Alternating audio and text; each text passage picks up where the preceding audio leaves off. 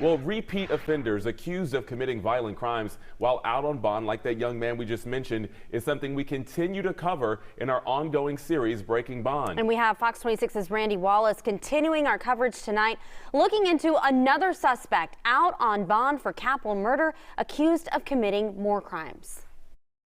Almost everyone who utilizes common sense believes that people who go out who are already on bail and go out and commit crime after crime and are given repeated bail by judges, that lack of accountability undermines the system.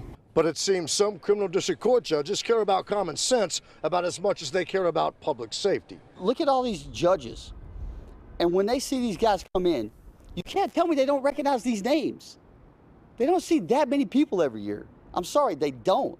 According to court documents, some judges knew defendants who were violating their bonds were suspects in violent robberies plaguing affluent areas. 2 of the 24 defendants mentioned in Monday's press conference are now on the run. We can thank 182nd Criminal District Court Judge Danny Lacayo and 230th Criminal District Court Judge Chris Morton for that. We've told you how both judges have several defendants they've repeatedly granted bond to who've gone on to become murder suspects.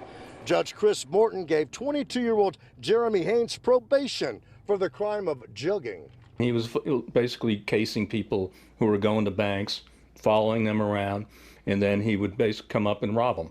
Even though Haynes violated the terms of his probation and picked up a new criminal charge, Judge Chris Morton did nothing to him. As a result of not revoking his probation, capital murder takes place May of 21. A capital murder that couldn't have happened if Haynes would have been behind bars.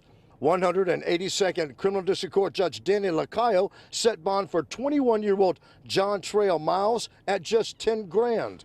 Court documents state Miles is suspected of following victims home from high-end stores in and around the Galleria and committing violent robberies. You've got conditions right here where you're not supposed to go within 200 feet, and you clearly see the Galleria. One court document states Miles' tracking device went dead on September the 15th. And then you see, please advise. Here's my advice. Issue the warrant the day the monitor goes dead. As citizens of Harris County, we need to stand up and say we're not going to put up with this anymore. Now, if you know the whereabouts of Jeremy Haynes or John Trail Miles, Crime Stoppers is offering a $5,000 reward. Call Crime Stoppers at 713-222-TIPS. Reporting live from downtown, Randy Wallace, Fox 26 News.